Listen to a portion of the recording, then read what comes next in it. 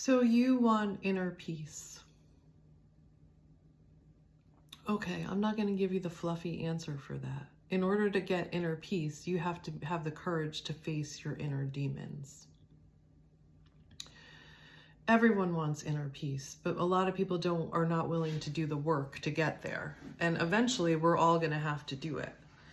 So if you can take ownership of that and take power over it, you're going to be better off. Otherwise, it's going to hit you in the face when you're not ready. Either way, it's coming for you. We all crave stillness, clarity, and calm. But the truth that most people don't want to hear is that peace comes from facing your pain. You don't get peace by pretending that you're fine. You get peace by facing and attending to the parts of you that aren't fine. So what do I mean by demons, facing your inner demons? I don't mean literal devils. Your demons are your unhealed wounds, your shadow, your inner critic, the parts of you that sabotage love, the memories that you avoid, the anger, shame, grief, or fear that you've been taught to suppress. And you can't manifest, meditate, or bypass your way out of them. They don't want to hurt you, they just want to be heard. And when you don't listen to them, they become like demonic little children. Scratching and screaming and clawing and having temper tantrums until you face them or they come out and attack you in some way in your life. It's scary to feel what we've buried. These are reasons why we do avoid them. There's real reasons why you avoid them. It's scary. The system, your family, your society has taught you to do that. And when you try to face them, it feels wrong. It feels like you're doing something, you're being disloyal, or you're betraying something or someone. You were taught to be good, strong, and positive. You may be afraid that you're going to get stuck in those feelings and you won't be able to get out. You'll go into a depression. Or you don't know how to take care of those feelings. You don't know what to do with them. You don't understand the purpose of feeling. It just seems like a nuisance that you've learned to avoid. And it feels like you'd rather choose that. But at some point, it's not a choice anymore. You also may have built an identity around being the helper, the spiritual one, the strong one, and facing your pain may feel like weakness. But the truth is that the longer that you avoid the pain, the louder it gets. In your relationships, in your body, your choices, your spiritual path. So what does it look like to face your inner demons?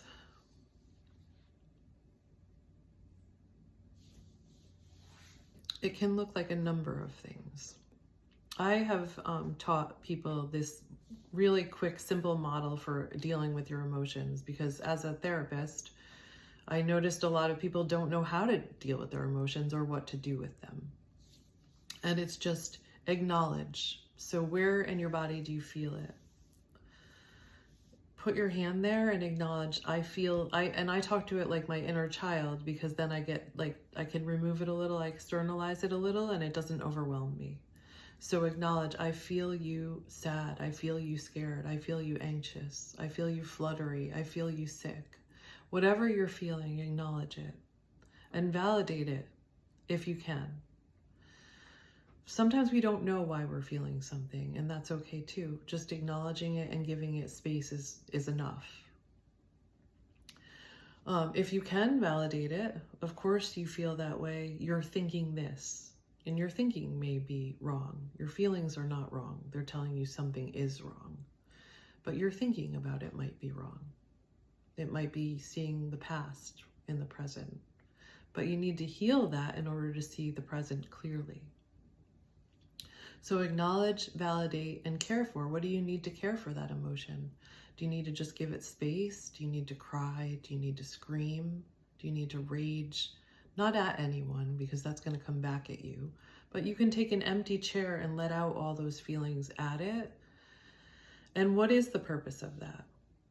The purpose of that is your feelings are telling you something. They're telling you what you need. They're telling you your truth. They're telling you how to care for yourself. They're telling you what decisions to make. They're telling you where your pain is and what you need to do to heal it. They're telling you what you need to say, what you need to do. They're guiding you. So it may look like sitting with a part of you that's scared and saying, I see you, I feel you, I am with you. I'm not going to abandon you anymore. Letting yourself rage at an empty chair, letting yourself cry, grieve, feel messy and human without judging it, or recognizing that you are judging it, but then trying to take a step back from that. Doing family constellations work and seeing, this pain didn't even start with me. It's ancestral pain and trauma, but I can heal it and not pass it down to my children and my children's children.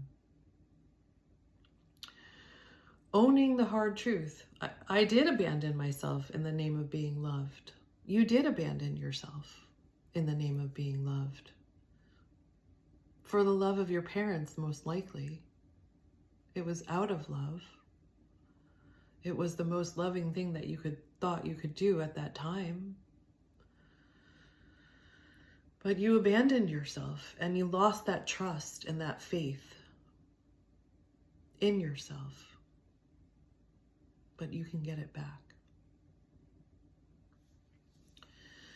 Saying to your inner child and your protector parts and your guilt, you can come home now, and your shame, you can come home now. I am here with you.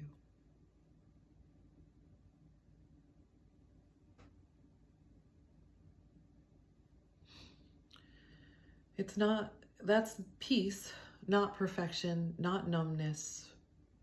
Real peace comes from being whole, being able to love all parts of you.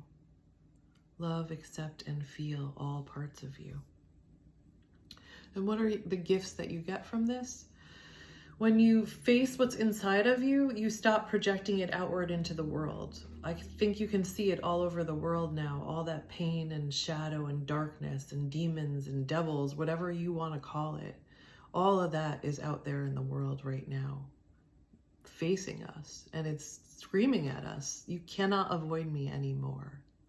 Look at me, love me, heal me, cherish me, show compassion. You'll also stop projecting it onto your partner or asking your partner to fix it or validate it for you. And you'll stop expecting your life to be perfect. But you'll realize that you can handle anything.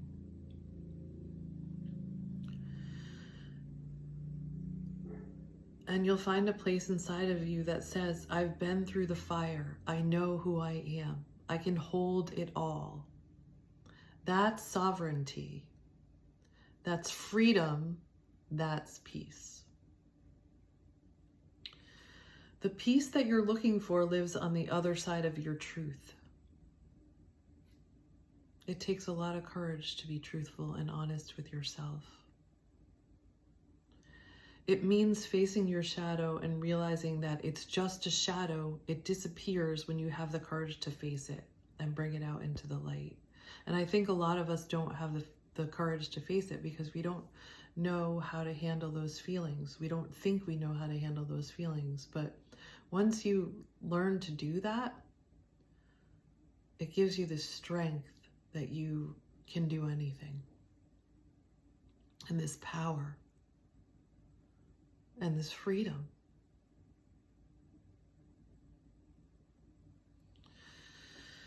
So have courage. Be strong.